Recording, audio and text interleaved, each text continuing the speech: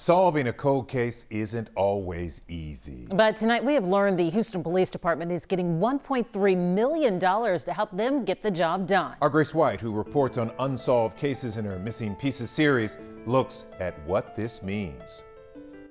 This is a big deal for Houston police. We often talk about departments that don't have the resources they want to focus on these cases. Now HPD making a 3-year commitment to look at these cold cases like never before.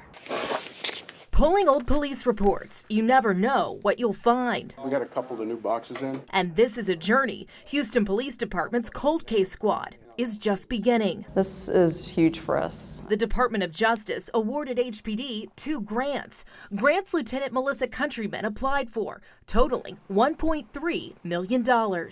These grants are going to be extremely great for us in the fact that it's going to allow us to invest time into investigating these cases. The first grant, named after Emmett Till, lynched in 1955.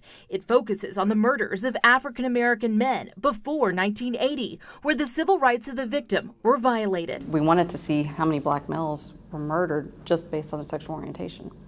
And so that's where we're going to start with our cases. HPD has identified 660 cases from the late 70s to sift through. I don't have to think about, okay, where am I going to get this money now?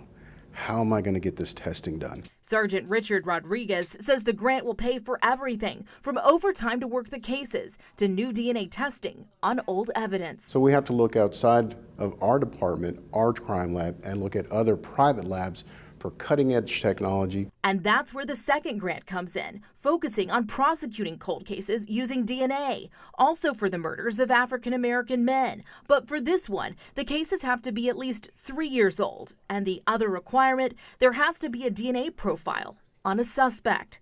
So far, HPD has identified 104 of these cases. We're going to be able to have funds to pay for not only testing, but also to genealogists to help build these trees. Family Trees, the new game changer for investigators that gives them one more tool to try and solve some of the cases that have sat cold for years. We're talking, like you said, about 50 years ago.